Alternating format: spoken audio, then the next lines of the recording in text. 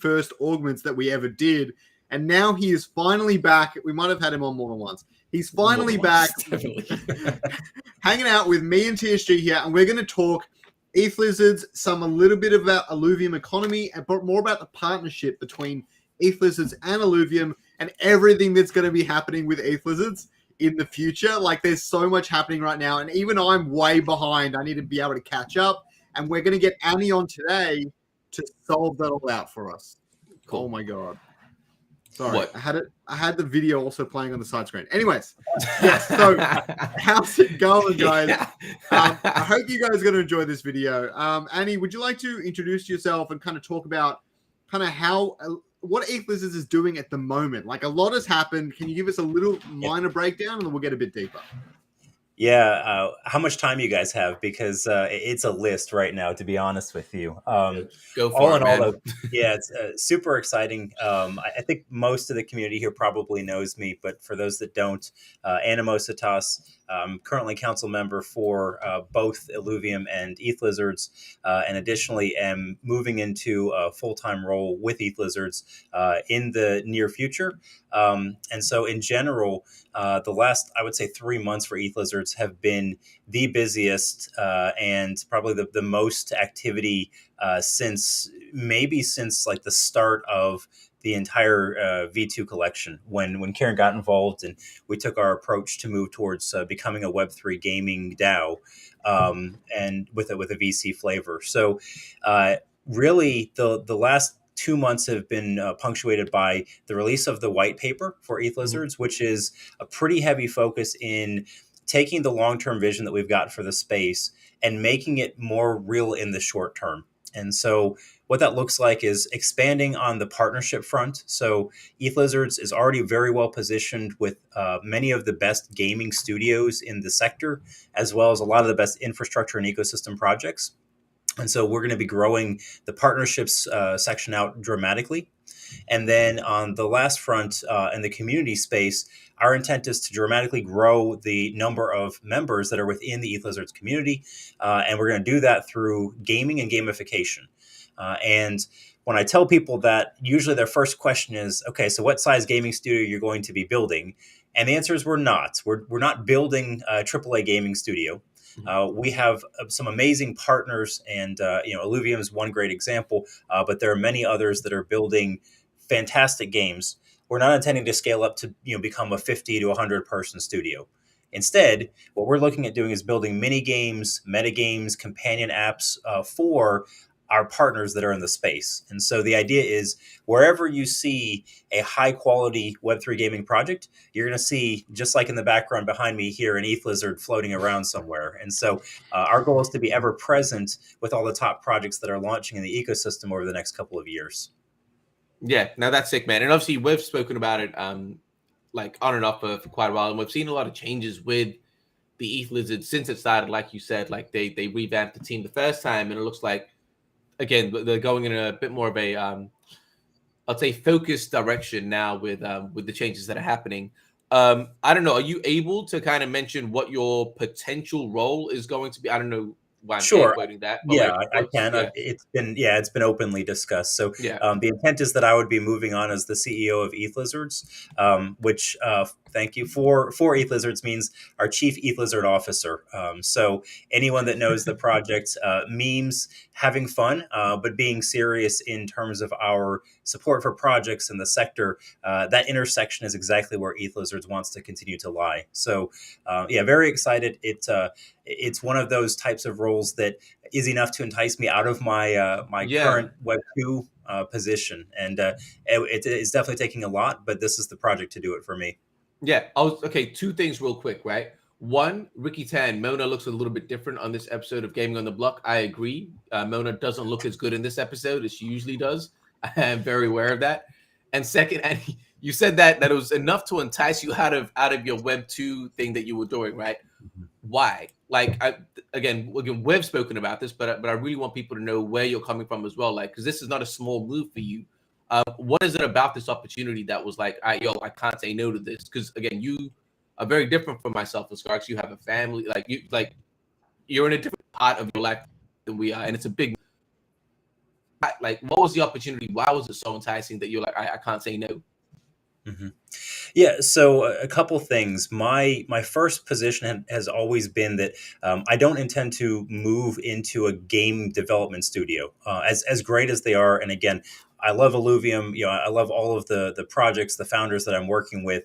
But for me, it's all about being as diversified as possible. So picking the sector, in this case for me, Web3 gaming, but then finding a project that's more of an ecosystem infrastructure type of company or organization.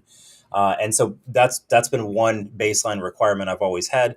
The second one is the appropriate level of responsibility for the role. So leaving a high level management position in the Web2 space to come over, it doesn't really make sense if I'm going to do sort of basic content creation or basic strategy for an organization. So really to be able to take the diverse talents that I've been cultivating for my entire career and put it to use is what I've been looking for. And thirdly, I would say the specific project itself has to be one that I believe in the ethos and the philosophy, as well as the overall vision, and being able to work with the existing team, with the community, with dozens of our top advisors. So anyone that knows ETHLizards, a major selling point and attraction for us is that we have the best advisors and partners in the space. You're not going to find a better group of OGs, founders across the both DeFi and GameFi sectors. And so working with them to craft our approach has been really rewarding. And again, that combination of three things is why, I decided I'm willing to make the move for this. Yeah. And that makes a lot of sense, man. Can you talk to us about some of the stuff that we saw in the lizard white paper? I was gonna say, I don't know what the actual word was. In the white paper, regarding the community pillar, the partnership pillar, and the portfolio pillar. Again, this is like the new strategy, the new kind of structure that you wanna be looking at taking ETHLizards forward. Can you kind of go into that a little bit more and your thoughts behind all of that? Yeah, I'd be happy to. So for those that are a little familiar with ETHLizards, you probably think of us and think of the portfolio pillar. And in this case, the general approach is as we find promising projects that are building, especially early phase projects, we're going to support them both from a community perspective as well as from a financial perspective. And as we're putting funds and support into those projects, they're going to be growing. We're growing along with them. And so when those early stage investment portfolio activities are done and are liquidated, that comes back and is split then between the community and then also going back to the treasury to allow us to keep sending more funds out to the projects that are building in the space. So that's the part of the organization most people have probably heard about. If you haven't, again, I'll just encourage anyone to come check us out, ask questions in the Discord. You're going to find a lot of helpful lizards floating around everywhere. The There's two a lot new of us. Yeah, absolutely.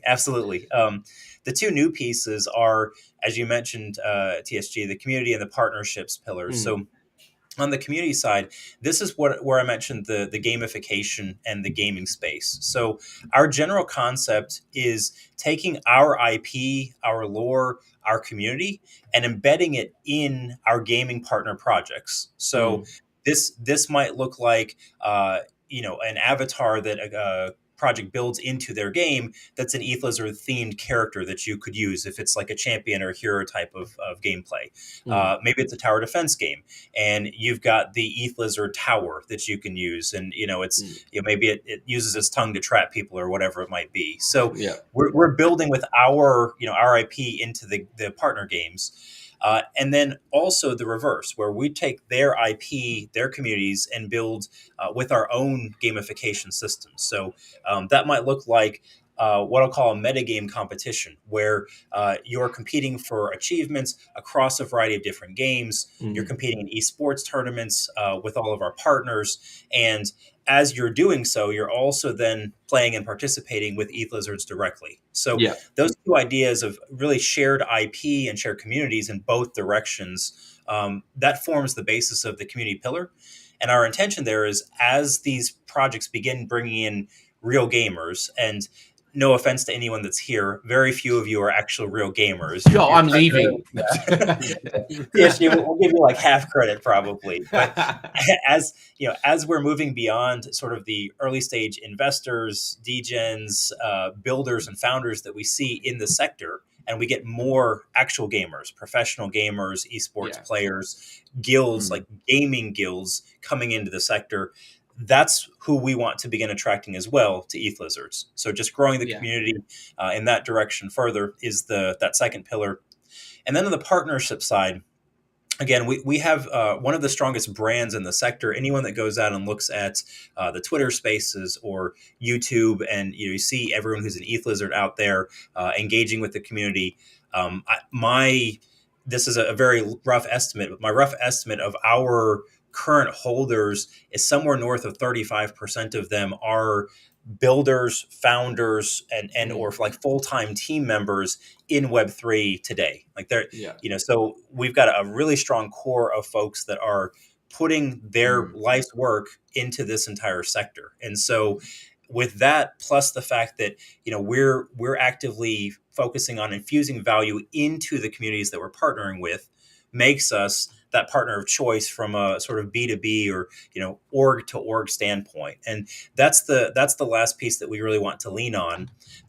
Our general vision is to establish a broader alliance or broader support group similar to a joint venture structure focused on Web3 gaming. And you see some of these organizations in the general DeFi space, but there's nothing in the GameFi space at all that's even approaching this. So those are a couple of the the key action items that we're moving towards in the kind of the future vision space. But it's also been a lot in the short term too. We've had our contract redeployment, and we had staking launch just today. So there's more than that we could go into for sure. We'll definitely touch on the staking. One thing that I want to mention is again, we've had, I'm going to keep saying this, but we've had a conversation off air and stuff like that. But the what your plans are for the community pillar is exciting to me, because again, for a long time during the bull market and the hype and everything, the change to meta, it was all Ready Player One, interoperability. That was the conversation that was going on, and it was like, bro, it's not going to happen. Like, it's just not going to happen. But I think the way that you're kind of proposing it, your vision for it, is kind of that first step, and I think that's what's needed to happen, right? Like what Illuvium is doing in regards to interoperable IP. That's one step. What you're saying with actually having just some kind of connection and integration is the next step. Not saying all games are going to be connected, but like what you said, you guys might have a little, I won't say a little, but like a tournament or a ranking system. Yo, if you get this, if you achieve this thing in this game, you get this many points. If you achieve this game, like this thing in this game, you get this many points. And it starts to connect it in that way where it's all connected, but it doesn't mean that you use one character in all the games, but it's that first step in getting there. So I think that's actually super exciting, but for me anyway. I think in Web 2 gaming and things like that, no one is collaborative at all. I mean, they all have their own inner IPs, and you can in things like multiverses, they've done a little bit. There's a couple, like Smash Bros. Multiverses, like you've got a couple of games like that, but yeah. But there aren't many at all, and I think the Web3 space is really good at doing this big collaborative effort, even if there's not like all of your characters go in all of their games or something like that. But it's great to see them all work together, share funds, share communities and things like that. It all helps us grow so much faster as a team, and that's really, really exciting. And I think ETHLizards is already off on a really great foot on doing some of these things as well. And I think I like the idea that you guys are you're always picking really curated projects, whereas most creators out there might just shill anything. ETHLizards is a bit more of a trusted brand and a trusted name, and I think that will go a long way, especially building up those communities and those projects that, let's say, deserve it. They've put all the hard work in, and you are helping push them and raise them up and stuff as well. So the next thing we need to talk about is Lizcoin, okay? I've read the white paper, albeit I didn't read it with that much intent. I need to go back and reread it a few more times because there's a lot in there.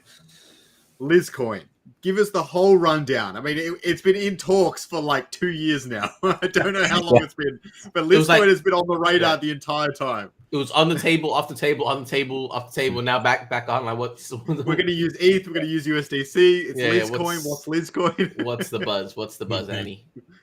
Yeah, for sure. So one of the points that I made very early on, and Kieran and I had a serious heart-to-heart about this entire structure, about 3 months ago now.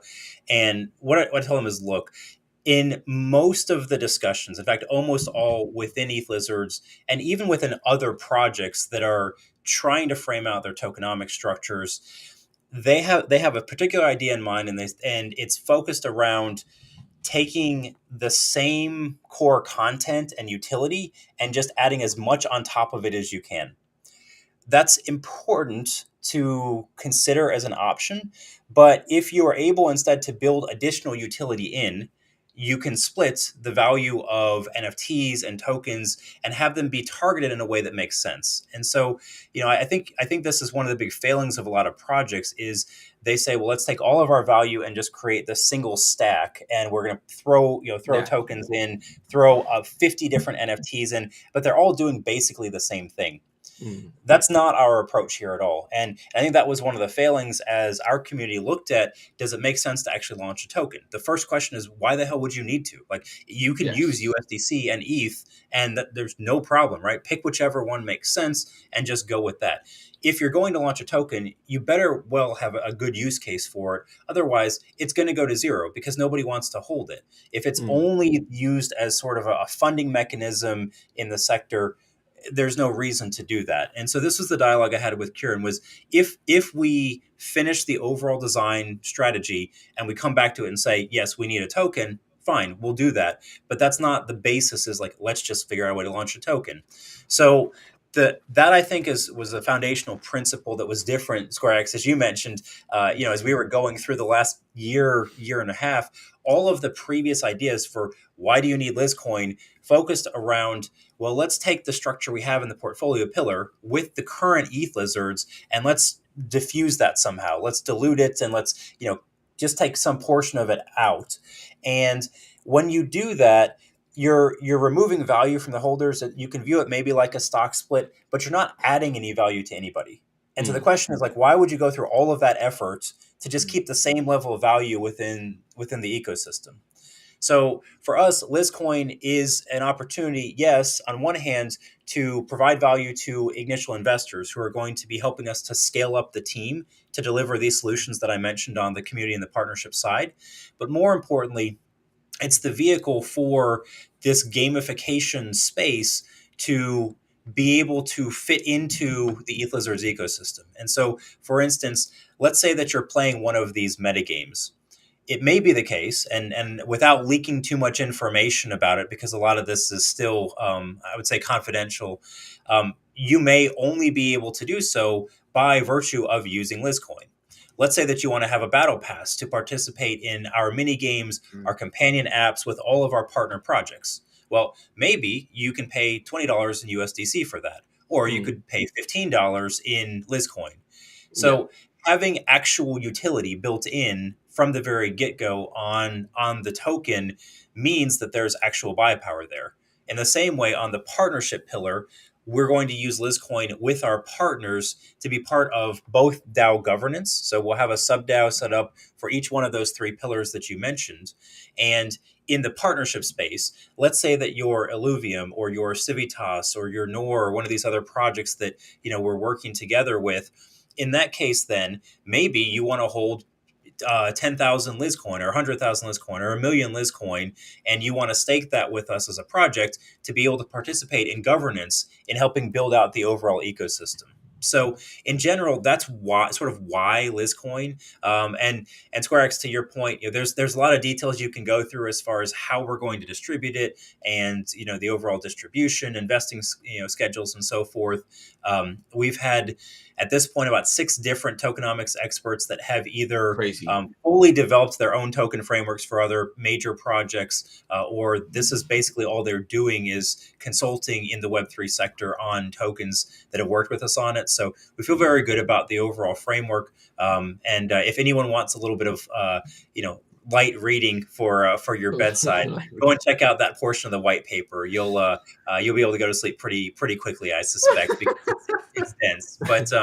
But overall, that's what's necessary, I think, in the sector to give people confidence that there's really a very thoughtful structure behind it.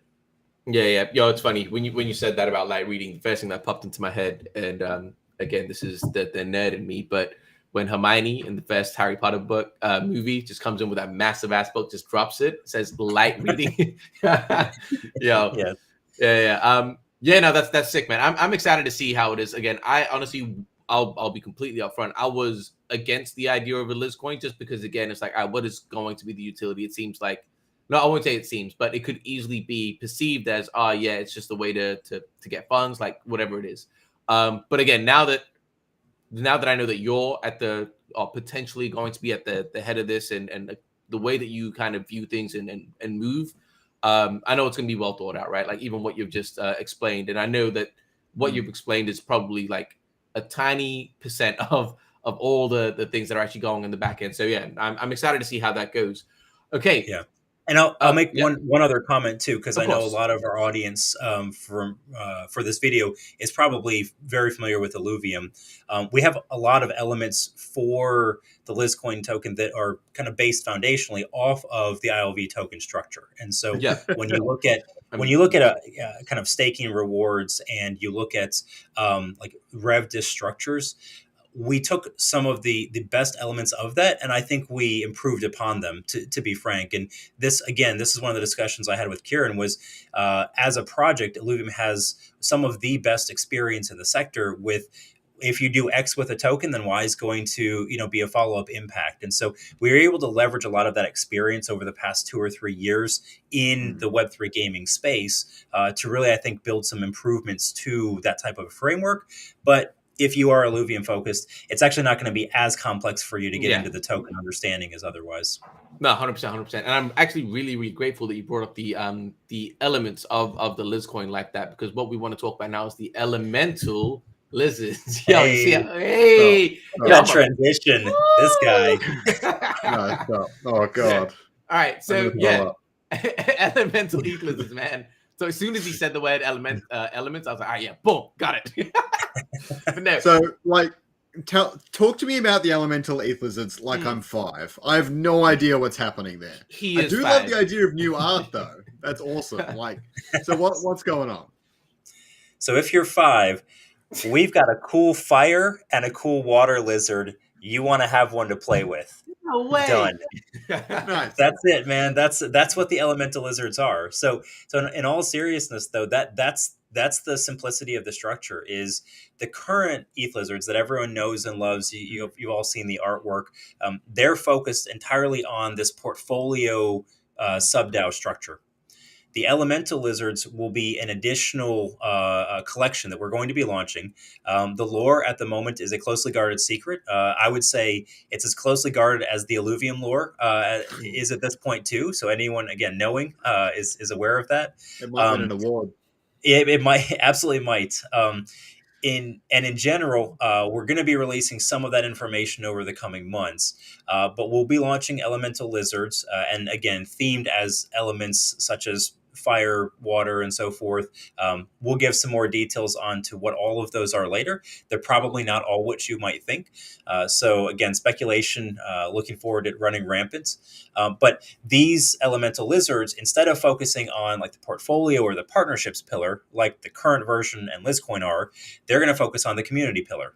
And so if you have an elemental lizard, you will still be a full member in the ETHLizards community. We're going to have a specific place within Discord specifically for gamers. And the intent here is these are going to be, let's say, a combination of battle pass types of mechanics into our gamification space, as well as membership and entry into the ETHLizards community more broadly. And so we've got a number of, let's say, UGC pieces of content and activities that we're going to be leaning into. Additionally, esports tournaments and activities with our partners. All of those, again, are intended to be geared directly towards gamers, many of whom have not entered the space yet. They will be, though, over the next year or two. And so, again, this is the token that if you are a hardcore gamer, you need to own an elemental lizard. You need to be here. Even if you're not a hardcore gamer, you just want to be here to actually play sometimes. You need to get an elemental lizard as well. So that makes sense. That's the vision and the approach for them. anyone who's here, you're going to know some of the artists that are going to be working with us on them. So again, I can't give out all the details, but there will be some massive, massively fantastic artwork that we're building out for it. And hang in there. Is Roger going to be the one behind those as well, or? I mean, I don't know that I could say specifically who it might be, but I suspect if you're familiar with Illuvium, you'll be happy with the work that we're going to be doing. Okay, yeah, sick. And last question about the elemental lizards that I had is, so for example, you said fire, water, and that's all you're telling us right now. I'm assuming, like you said, there's going to be more. It might not even be fire and water, but from a conceptual standpoint, you can start with that. Yeah. Okay, cool. But like, are they going to have different? Let's take a guess. Purposes? Yeah. Sorry. Oh yeah, I was just going to say let's take a guess on what the elements are. But yeah. So what are the different purposes of are they going to have different, like TSG just asked? They're going to have different things that they're for. They will. So the different elements will have different utility behind the elemental lizards. So it matters. There's also a reason that you might want to own different types. Again, I'm not going to release anything at all about what that utility might be at the moment, but you are welcome to speculate away. And I'm going to sit here and neither confirm nor deny any ideas that you may throw out, but I'll be entertained, and I'm sure our audience will be too. Very, very political. Annie. Well done. Happy to. Perfect guy for the job. He's a career politician. 100%, man. 100%. All right. Okay, cool. Let's talk about staking, because that just went live 24 hours ago, give or take. Talk to us about that. Yeah, so we had two different components to staking that we launched in the last 2 weeks. The first part was actually a collection redeployment, and so this is one that's probably interesting for anyone in the space. As far as we've been able to identify, we're really only the second project that has done this in the last 4 months. So KPR is the other one for those that are very familiar with the NFT sector.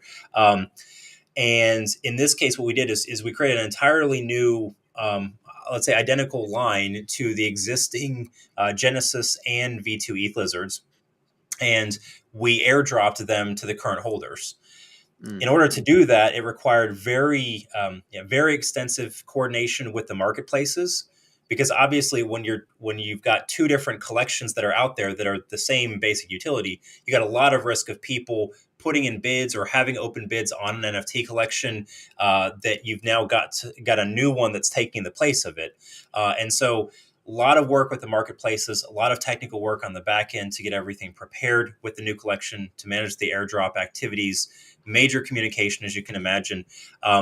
That took place about a week and a half ago now, and it was about a 6-day window between when we made the announcement and we started making changes to metadata in the current collection, and then got the new ones dropped out there. The major reason for this is twofold. We were able to enhance a lot of the tech and the smart contracts behind the NFTs. So we have more upgradable and configurable functions for the future. And also we were able to implement the royalties component. So again, anyone that's in the NFT space knows with the Blur and OpenSea, let's say, battle over the last 4 to 5 months, neither of the marketplaces were enforcing royalties on older collections, and there are ways that you can do it. But again, with the technology that the current version of ETHLizards was built on, it wasn't possible. So we're able to make that change so that we do have royalties enforced now, and that's a major component for the DAO, because all of the royalties from sales of ETHLizards are what's used to actually fund these early stage projects in the industry. And so if you don't have those royalties coming in, we're not able to be out there funding projects like, again, Civitas and Athelon and some of the others that we've been building into. Yeah. And also, by the way, there's a lot of people in chat just saying how intelligent you are, Annie. I thought you might like to know that. I appreciate that, guys. I see Jimbo out there, though. Much love, my friend.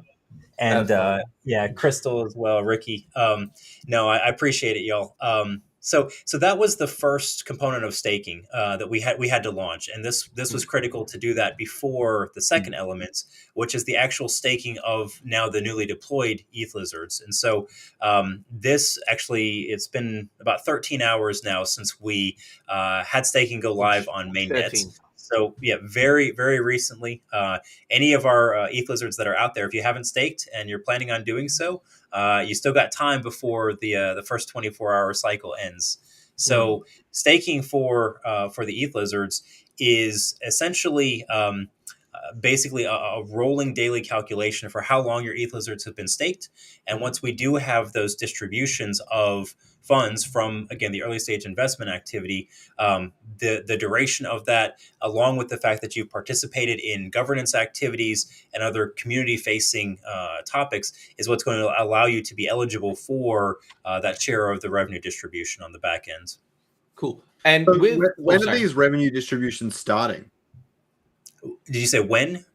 Yeah, like so. Yeah. So we're staking now. What's the point of if I were to stake right now? Like, if I were to have ETHLizards, for example, why don't you try and convince me? I do. I'm just making. Nah. So this is going to be a conversation for ETHLizard. No, just take it the piss. If I just so happen to have some ETHLizards, why should I be staking right now? Yeah, so if you have ETHLizards, you would have the chance to stake. So it's a 90-day lockup, and if you stake your ETHLizard for 90 days, each day that goes by, you're basically getting credit into the ecosystem. And let's say that, just for argument's sake, 6 months from now, we have one of these projects that we've invested in that we have a liquidation event for, right? So we're going to sell some of the tokens or the NFTs or equity or whatever that might be in the project. And let's say, again, that initial investment turned into, I'm going to make the math easy, $100,000, right? We're going to take roughly half of that, and it's going to go back into the treasury. So let's say, about 50K, that's going to be used to, again, support some other projects that are building. The other 50K is going to be distributed not amongst all ETHLizards, but amongst all staked and governance participating ETHLizards. So you have to have both of those conditions met. The duration of your stake on the front end here is going to determine how much of that revenue distribution you're eligible for. So in general, the question, why would I be staking starting now? That rolling calendar starts effective today. So the individuals that have staked for the longest are going to have a proportionally increased share when those first revenue distributions come up. And as you get distributions, that share begins to decrease. So it's not in perpetuity, because it's also important for us, as we have new entrants into the ecosystem, we want them to have a chance to catch up over time to folks that have been here for longer. And the time period is basically about a year, where if someone was staking brand new, it would take about that long for them to catch up to someone who had already been staking for a long time period. But it's on kind of an exponential growth scale. So each day you get a lot closer than you will on the tail end. So after, I don't remember the exact math, but let's say 8 or 9 months in, you're at about a 90% share, give or take. So again, it's not a linear adjustment, because we do want people to be able and interested in joining the ecosystem over time, not just, I was here first and no one else can ever catch up to us as the OGs. Yeah. And so a question I have there is, if, let's say, for example, I stake for, and so there's a lock period of 90 days, correct? I just want to make sure that's clear. Yep. 90 days. Let's say I lock it in for 180 days, 2 of these periods. And I decide to unstake at that point. And then maybe 90 days later or 30 days later, I decide to stake again. Does that rolling calendar, does that start fresh? Like what's the go there? Yeah, it will. So once the 90 days elapses, you don't actually need to restake again. It's a soft staking mechanism at that point. So you're eligible. It's an unlocked stake. Yeah, that's much. Right. So so you're eligible still for those distributions. But again, if you do unstake, you sell it, you transfer your ETHLizard to somebody else, whatever, no problem. That person would then just start the rolling calendar over again. Understood. All right, fair. That's going to be interesting. I'll have to look a little bit more into it as well. All right, guys, let's switch the conversation slightly to Illuvium, because again, this is actually a unique panel that we have, being me being a core contributor, you guys being on the council. I feel like we've got some insight that the most of the community might not, just a little bit. One thing I really want to talk to you guys about, and I'm really curious. I don't think we've really spoken about this even off air, but community sentiment. Like, we've seen a lot of things happening in the last, like, we'll say 2 to 3 weeks. What's your take, man? And I want like honest takes, not like politically correct council member takes. Like, what's your actual take? What do you guys think? Actually, Skyrox, we'll start with you, man. And then we'll go Annie, and then I can give my thoughts from the team perspective, from my perspective inside the team. But what are your thoughts about everything that you've been seeing? It got pretty intense for a moment there. Honestly, I shouldn't really say this, but from some of the discussions and stuff I've had internally and stuff like that, I've never been more bullish on Illuvium. This is more coming from a place where I know the team is still grinding. I know that shit's getting done, considering showcases and stuff as well. That's probably a big part of that. And I know that they're building the game, right? So I don't really have any concerns. I actually thought we had less runway than we actually did. I don't know how I got that confused in my head. There's just so much noise that it's really easy to get confused in it all and stop looking at the actual facts. And I think I got caught up in that a little bit myself.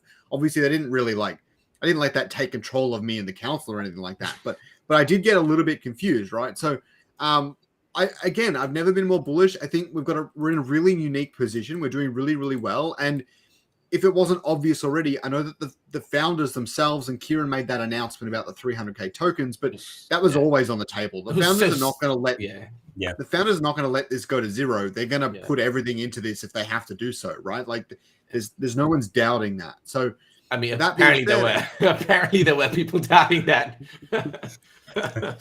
But yeah, so I'm really happy where we're at. The community sentiment stuff was a bit intense. Obviously, I felt it. I know a lot of people felt it, but my biggest concern has always been the team. I want them to feel comfortable. I want them to be able to just do their job, which is so simple when you really get down to it. But I just want the team to be able to do their job without having to deal with all this other shit.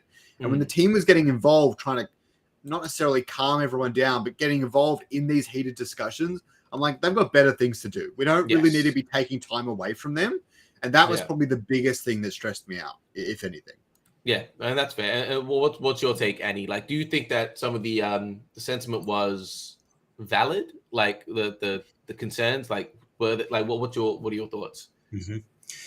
Yeah, so I think some of the concerns are perfectly valid. I mean, they're concerns that the council and the team have echoed as well, right? So I mean, questions about do we have appropriate runway?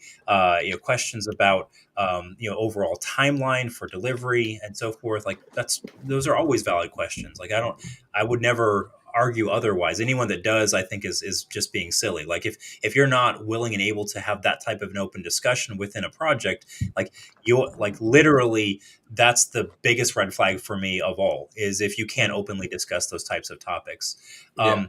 The question of sort of what happened, what catalyzed it, like why now? I actually gave this feedback in the council meeting. Scorax, I think, knows, and I'm happy to share it publicly too.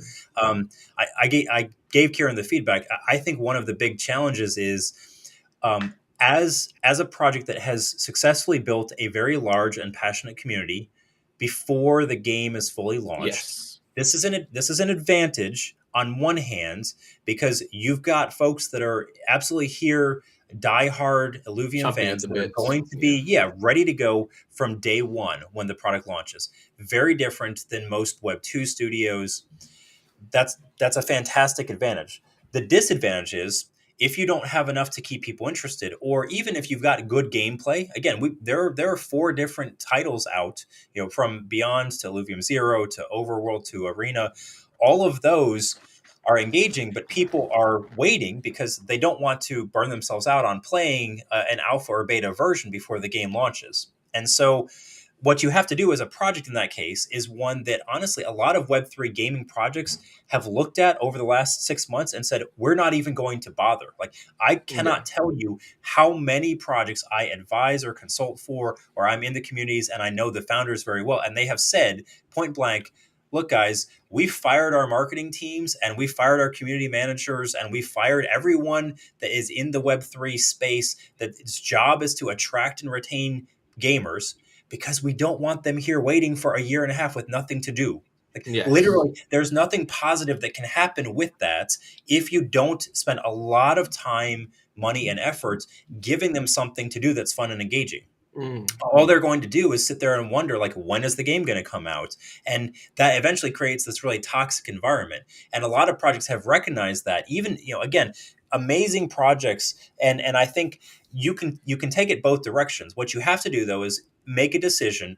Are we going to hold off on really community building, and we're only going to focus on sort of maybe a handful of content creators and investors that we want to bring in as our core community, but not gamers yet, and we want to keep it very small until we get ready to launch, and then we're going to go on a big marketing blitz? Yes. Perfectly fine. That's one approach. The other one is what Illuvium is doing, which is we want our community to be here from the beginning, fully building out transparency. We're a fully decentralized structure. And so we want the gamers making these decisions on the front end with us. Again, this is why the council exists. And so a project like Illuvium is taking the opposite approach. What that means, though, is you've got a large community that you have to keep happy. Yeah. And in order to do that, you need to have new information and new engagement with them on a regular basis. Yeah. And my direct feedback to Kieran was, look, Illuvitar's was great. We had a lot of focus on it. The community is very engaged and involved. You see all kinds of, again, content creation and posting. People are playing. They're enjoying it. The price points are very low. I can go out, spend $8 and I get a new disc to open. Fantastic job there. Now, what did we do afterwards? Well, the first 2, 3, 4 weeks after we had launched, everyone was still kind of playing, but people began to wonder what's next. Yeah. And all of a sudden, when everyone wonders what's next, you have a vacuum. And we didn't do a good job as a council. I'm taking responsibility of that. And I think ScoreX, we've acknowledged that too. We didn't have a lot of communication about what was going on behind the scenes. Again, we had governance V2 voting that was going on and some other topics, but we didn't communicate that very well. The team didn't put out any new information as far as roadmaps, new content. They're continuing to work on game balance for Illuvium 0. We're continuing to work on PvP for the arena and the overworld. But in general, there wasn't any new information. And when you have a vacuum of information, people are going to fill it with something. And it doesn't matter what. And so, again, when that happens, any concern automatically gets amplified because it's the main focus of the community at hand. And so I think, personally, that's what I think from a meta communication standpoint has happened over the last few weeks. A lot of the concerns that were there just became the only thing that was relevant to talk about at that time. And so you got this amplification effect within the community. And so, I made the point in another stream recently, guys, we are better in runway than we were in January. And I didn't have anybody knocking on my door to say, my God, you better solve this right now. We're in better shape than we were then. So what's changed? Nothing from a negative perspective for the runway, but the lack of information. Exactly. The focus is very different. And so I think that's from, again, my kind of macro take on what's happened and how we got to this point. But again, none of the I don't think any of the questions were bad questions. I think in some cases they could have been presented in a much kinder way. Yes. Think the shame of it all is again, you have real people that are building that are actually in the community watching what's going on among the core contributors. And this is why I made the statement on my live stream last night. This is why Web2 game studios, they don't let their development teams go out in the community. That's why you have a complete wall of separation between mods and community engaged roles and developers, because they don't want their developers getting disheartened by what they're hearing in the community when you get individuals that are just piling on. No one's engaged to do good work in that type of a scenario. And so again, ask all the questions, direct them at the founders, direct them at the council. That's our job to take it. But don't go out and suggest we need to start pulling money back from people that have been paid for doing work. Or saying stupid shit these people aren't experts. That's the shit that gets again, that's the shit that blows me the fuck away. I'm yo, what do you mean? It's just so stupid. You have no idea what their resume looks like. You have no idea what their experience is, what they've achieved, and it's just a bunch of anonymous people and nobody saying they're not experts. The team is yo, just be That's the shit that trips me the fuck out. But yeah, no, it's funny, Annie. I pretty much agree 100% with what you're saying. I think the whole, and I forgot who I had a conversation with about this. It might have been you, Annie. I actually don't even know. But yeah. But it was like a couple of days ago, I had a conversation with someone. I was like, man, I think there's so many things that's happening in the back end that we're just unable to really show publicly as of right now, right? And it's not that we don't want to show. And I think this is where I agree with you that we kind of did shoot ourselves in the foot a little bit with being overly transparent. And I think that the community has now come to expect that from us. And the problem is, like, there are times that we can't fulfill that 100%. And a perfect example of that is recently I tried out PvP. And if people saw what we were doing with PvP, I'm sure they would be excited, but it's in a state that if we put it out, we'd probably get a lot more naysayers that say, oh, it's so like, again, it's just not in a polished enough position that we can't present it. And as much as we love to leak, we can't do it for everything at all times. And it's one of those things where there are so many things going on back end that there's so much progress that's being made, but we can't show it. And again, like you say, for a community that expects transparency, that expects information, a vacuum of that is going to lead up to opportunities for randoms to come in with just fake news, and just fill that in. And that's because there is no other point of reference. There is no other information. It's easy for people to latch on. So I completely get that. It's going to be interesting to see. I'm excited. What do you guys think about the potential of, again, I know, for example, some people in the community are against this. And I think majority is for, but I think more experienced people actually are against this. But what do you guys think about the potential roadmap, the public roadmap? Again, we can keep saying, yo, it's an estimation. It's not a solid roadmap. These are things that we're aiming towards. We know for a fact people can be like, but you didn't hit it. Like, they're just going to go crazy with it. I personally am for it. Because if someone isn't going to read the fine print and say, yo, this is not an exact roadmap, this is like estimations of what we're aiming for. If they can't read that, we can't take that. That's not on us at that point. We've given you all the tools that you need to decipher, like, not even decipher it, but we're going to lay it out pretty straightforward. If you guys can't see that, that's not on us. But I think more communication in that front is better than what we've had, where we've kind of kept quiet with that. Well, what do you guys think? Do you guys agree, disagree? I think we have two types of audience here. We have let's say the diehard community, which is the majority of people in the Discord, or the majority of people that communicate in the Discord. Let's call them the diehard community. Then we have everyone else as well, right? And I think you're going to get a lot of negative sentiment from those outside of the diehard community because they get upset on missed dates, or they're expecting this and that, and they don't really know what they want, right? And that's fine. That's who they are. They're passers-by. They're looking for different games, and that's all what it is. But I think the diehard community will understand all of the fine print, and they care more about getting some level of information from the team rather than if you miss a deadline, right? And in full transparency, I don't know how we're going to go with deadlines. I know that the pipeline is completely new compared to what has been in the past with previous timelines and stuff like that. Now we've got the full production manager in Nick, and he'll be providing a lot of that information, and it should be far more accurate or much better estimations. Look, full transparency, I know development, okay, I understand kind of some of this sort of stuff, and we're going to miss every single deadline. Like, there's no doubt about that. Sometimes we'll get it early, but most of the time we'll miss it by some degree. Yeah. You can't quantify that miss. That's the hard part. You're probably going to miss it. Are you going to miss it by 1 day or 2 months? There's no way to quantify that. And that's going to be the hardest part. But I think the community is now mature enough, or at least the diehard community, to respect that, and they would rather have the information. No, I really do. I have a lot of faith in them, and I think sometimes we don't give them enough credit as well. I honestly think it's the majority. The majority of them are fine. The majority of the community is fine. I think it's as usual. It's a very loud minority. But Annie, I'm seeing in the comments that we're going a bit against each other here. I say I disagree with Crystal. You agree with what Crystal is saying. Well, what do you think? Mm-hmm. Yeah, so I think, and I saw your comment too. I think maybe we do actually agree, but it's from different perspectives. So I think that the launch of a roadmap, the question, should we and like how detailed is a trap for the team from a community communication standpoint.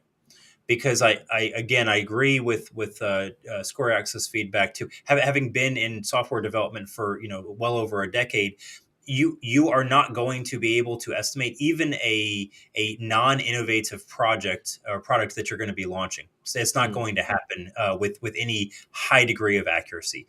You have tools that you can build, you have processes, you have experienced developers and leads that are going to be able to improve it, but you're never going to be super on point, especially with something that's as innovative as what Illuvium is building. So you have to automatically assume you're going to be wrong in some direction on every single deliverable. It's just a matter of how much. And so what that means is you've got inaccurate information as a starting point, and incomplete information in some cases as well. You don't even know what you don't know, right? I think the project is far enough along now, and Aaron spoke about this in the town hall, that he and the team have a much better understanding of what they don't know now. So there are fewer fully open unknown risks for the project because it's so far along. That said, you're still going to be off. And so the question, do we put something out or not? Somebody is going to be unhappy either way. And that's why I say it's a no-win situation for the team. The people that say you got to put it out because otherwise you're not being transparent, or the people that say, well, you put it out, but you missed the deadline. And so therefore, I don't trust you. Yeah. You cannot win. You're not going to be able to please everyone. Yeah. The space that I think that it is valuable, and this is what I pushed forward on the council side. I know Scoriax, we had this discussion as well in a couple of our meetings. Having a target with a clear deadline is a hugely motivating factor for any human. We're wired that way biologically. Correct. And so in general, it's better to have a number, a financial target, a time target, a quantity target, whatever that might be, based on what's the most important thing that you're delivering, right? And so I know that there are going to be quality targets, there's going to be volume targets that are in existence for the team, for their own activities. There's also a time target that needs to be put out there. Yeah. And then you're going to have those department heads and the team leads that are out and saying, look, this is when we need to have this done. And if we're going to miss it, the really important point is it needs to be identified and communicated back to the community. This is the place that I think is where Illuvium maybe missed the boat some earlier, was when targets were missed, you didn't recommunicate when is it actually more realistic to be in play. And that's where I think we need to improve. Put the roadmap out, and then as you're getting closer, it needs to be updated on a bi-monthly basis or so, and say, look, here's meaning like every couple of months, not twice a month. That's going to be way too much. But every month, every 2 months, probably you say, okay, here's where we were wrong, and we were earlier. Here's where we were wrong, and we're later. But this is the latest update. Projects that don't update their roadmap when they miss, that's what creates concern among the community. And so in that regard, I fully agree with the community sentiment that we need to have reasonable updated roadmap. That's how you can fix a lot of those concerns. And so that's what I would be steering the team to, is do a great job and put it out, and then just keep it reasonably evergreen. People will understand that. Yeah, and I agree with you. And I think we did actually, I think the intention of doing that was there with the dev blogs. But again, as we see, the dev blogs get pushed back, and we got the January dev blog in March or something like that. So the intention, the intention was there, but obviously it just didn't play out the way that we wanted it to. But I agree with what you guys are saying. I think personally, I would, first off, having a set date, having a set thing is obviously going to be good. I remember when I first joined, my first month, Kieran was saying, yo, 50 AMAs. Yo, I don't think I've ever worked harder than that. Even to this point now where I don't have that crazy number anymore. I've slowed down. But again, having that number is yo, I need to make this happen, right? You see this when you're in university or any kind of school. You have this deadline for an assignment. When do you you've got 3 weeks to do it, but when do you actually complete it? 24 hours before the deadline. That's what everyone does. Not me. Okay, and I was definitely, I'd not do anything in the last 24 hours, stay up the whole day. Yeah. But, I agree. And I think a nice little balance of that is by doing a quarter. I think that seems reasonable. That way we've got a time frame of it, It gives the team a bit of a buffer, but still a goal to go to. It gives the community kind of a rough idea of when to expect it without a specific hard date. Because again, without giving that, it gives room for the marketing team as well in that quarter. If we do achieve it, all right, let's still get it in this quarter, but we've got time to develop the marketing strategy, so on and so forth. So I think that's a nice way of doing it. But I agree with you, bi-monthly, depending on the spread of these estimated dates, bi-monthly or even quarterly updates of, all right, guys, this is where we're at now. This is where we're on track to hit these. This is looking like it's being delayed. Because I agree. I think the frustration does come from like a last minute kind of announcement of everyone was so looking forward to the leaderboards, right? And what I think it happened a day or two before the leaderboard rewards came up, we got the announcement, guys, it's not going to happen. It's like, damn, everyone went crazy in the last week for it. And now just before it, it's like, and it's just not a good feeling. And that I completely empathize with. So I think they should have backdated it to some degree. Like, you stack up all the rewards and you deliver them on the first when it does go live. You know what I mean? That would feel less bad, but yeah. I think the question, though, and you guys can correct me if I'm wrong, I think the question was that maybe some of the folks that are on the leaderboards are not shouldn't be on there. That's the problem. So you can't really backdate it and know for sure. No, I mean, like the risk was. For example, if 1 ETH was supposed to be distributed across the past 4 weeks, now you stack all that up and do it on this day, depending on this leaderboard. Okay, you know what I understand. Yeah. So instead of people losing out on the RV that would have been distributed, you've still got to work hard to do it on the day that it does get distributed, but it all gets compiled into the one. I wouldn't be batch. surprised. I wouldn't be surprised if Kieran steps up and says again he's already offered that he might fund that little missing portion that we're not going to get the reward. So we'll see. I wouldn't be surprised. It's not a crazy amount actually. And one quick point I'll make in terms of the deadlines. The smaller the team size that you have and the earlier in product development and launch cycle you are, the worse time estimates are going to be. And if you think about it, imagine if you've got a team of 50 developers that are all doing kind of the same stuff. If 2 of them are out sick or they have a topic that comes up that they can't work for the month, you're only losing 4% of the productivity for the team. But if you've got a team size of 3 and you have the same 2 people that get sick, well, all of a sudden you're only getting 30% of what you were planning to get done during that cycle. And the same thing with earlier phases in dev projects. So again, like I get that, and having talked about ETHLizards, for instance, as we talk about the timelines and the overall build out of the products, the earlier and the further away you are, where you may be needing to hire talent still to be able to build it, there's a lot more uncertainty there. And so I do also favor, in most cases, like a quarterly type of target or a monthly type of target for external communication, because you just don't know, right? Real life happens, and as a leader, you've got to recognize that and you build in some buffer, but you can't predict everything. I mean, you can't predict, like Illuvium, Russia and Ukraine get into a war, and all of a sudden all your developers that were in the Ukraine, they are absolutely not able to be working for a couple weeks while they're figuring out, like, where am I physically going to, or am I going to be safe? Like, you can't forecast that. And so in general, you as a community, you have to be understanding of some of those delays as things occur. Yeah. And this is not all just like, and that's the thing. And I completely agree. It's not just being an internet pest, and like people have lives. Like we live in the real world where things really do happen. So we need to be empathetic 100%.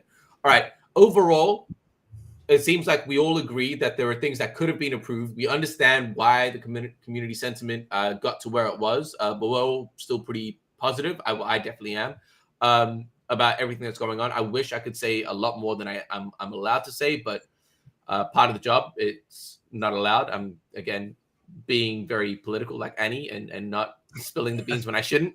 But let's actually talk about something positive. Let's end on a positive note. Governance V2 is coming up. I'm pretty excited. I think we're going to have a lot more people in the community engaged. Again, if anything that's come out of the last couple of weeks is that we have a lot of loud voices and a lot of people that care about the community. And I think it's going to be very nice to see how Gov V2 comes into play. I believe everyone's voted for it except for one council member, if I'm not mistaken. One council member that's sitting here with us. I don't know if he's against Kieran. It's going to be Kieran. I voted. Okay. Yeah, But yeah. I voted as well. So. Yeah. No, I'm really excited for it. What are you guys planning on running again? I know there's multiple sub councils now. What are your plans? Are you guys looking to run for a specific? I don't know. Do you guys want to share that with us here? What are your thoughts? What I'm actually really excited for Gov V2. I think it's something that Illuvium has needed for quite some time, clearly. And there are some all of it's amazing, but there's one or two really particular things about Gov V2 that I'm really excited for. And that's the team members, the core contributors, being on each of the sub councils. Communication between the team and the community and the DAO and stuff has always been a little bit messy, but I think this is going to streamline it like nothing else, and I'm so excited for that. But yeah, just being able to communicate with the team on a weekly, bi-weekly, whatever, on so often during the course of development, and being able to have all that information at their fingertips so that they can make better decision making for the DAO as a whole is going to be a huge win, and I can't wait for that. I maybe I have higher expectations for it than I should, but I think it's going to have a huge impact. So I'm really hyped for that. And yes, I'll be running for council, most likely community council, but I'm not 100% certain yet. But it's probably going to be that. I think that's where I'm best suited, and that's where I can best help. I'm actually really excited about what you said because I think it's going to work. It's going to be beneficial both ways. I think right now, like the only people that are really talking to the council from the team is Dick Kings and Kieran. So actually, a lot of the team members aren't completely up to date with the meetings and what's going on with the council itself. So I think, like you say, having a team representative is going to be beneficial for us as well. So for the team members to relay that to whatever department they're from, to let us know exactly. So I think, it's going to be super beneficial on both sides. Annie, what do you, again, we were part of the team originally that started the whole transition into governance V2, and it's finally fucking happening, man. It's like a year in the works, like actually. So I'm not going to talk to you about what you think about governance V2 because obviously, like it's a clear you want it to happen. You've made that clear multiple times. What sub council that I think I know what sub council you'd run for, but share your thoughts there and why you believe that's the right fit. Yeah, so definitely the entire structure, it makes so much sense. And again, we've talked, I think, ad nauseum with the community, so I'm not going to belabor the point. But having specialized individuals in the roles, having a stronger connection with the team, having, frankly, just more people to share the overall workload, research, and so forth, that allows you to have a really substantial positive feedback loop across the ecosystem. So again, super excited for it. I'll echo ScoreX's thoughts. It's well over 9 months in the making now since I started working on it. And in general, it's one of those moments being able to finally vote and say, yes, we passed the approach and now we passed the, or I guess, we still have one person to vote, but unless something wild happens and people all change their minds at this point, we're going forward with it for this next epoch. Super exciting to see it come to fruition.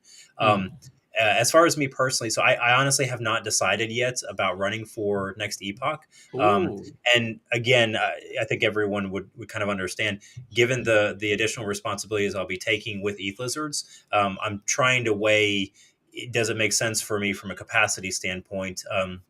I've had numerous discussions with folks about, is there a risk from a conflict of interest standpoint? And overall, I'm very comfortable on that front. My firm belief is that if somebody is serving as a council member, there's similarities to board of directors models and so forth. You really want people that are heavily involved in the sector, that have that same broad visibility. That's why I ran for this epoch, is that I feel like I can contribute a lot to the project just based on my work across the overall sector. That would be the same reason that I would potentially consider for the next epoch. Just I also would have the advantage of being in that role for ETHLizards. The question, though, is capacity. And I have spent a lot of time, as I think is appropriate, for the role of this council. And ScoreX knows as well. We've been working in the trenches every week, literally every single week, for the project. I think the community feels that. We've generally speaking, gotten good feedback from the community on transparency and communication, involvement and decision making from the council. But it takes time, right? And so, I'll have additional time as I do transition fully into Web3. So that's an advantage that is making me consider that maybe yes, I would run, but I also have to be cognizant of the demands for ETHLizards that I need to be responsive to them as well. So we'll see. If I were to run, it would definitely be on the strategy sub-council side. For sure. That's where my strengths would lie, and we'll see. Again, I've got a little bit of time here based on the ICCP to make a decision personally. Probably if Kieran directly asks me and says I need you to run to kind of help the some of the sub councils get up and running with the V2 implementation, I would strongly consider it. I am anyhow, but again, I think it's important to really make sure that you can give the right time and focus to a project of this magnitude. Yeah, damn, I didn't even consider that you might not run, man. I'll be completely honest. But what about you, TSG? Are you going to run? Well, I can't, as I'm a team member. But based on, do you think they'll appoint you? Yes. Well, I won't say yes so confidently, but I believe so. I believe so. Just based on the marketing team and where it's at. But first, before that, Annie, I do hope you run. Like personally, I hope you're able to find the capacity somehow to still deliver and still be a part of that. I think you add a lot to the council. So I would hate to see you leave. Or not run at least. So in regards to myself, I think, potentially regarding the marketing team as it is, if I don't have any time, like you guys saw me at the start of this, I don't sleep at all. Like I legit am dying. But compared to everyone else on the marketing team, I feel like I'm the one that actually has some spare time that I could commit to this.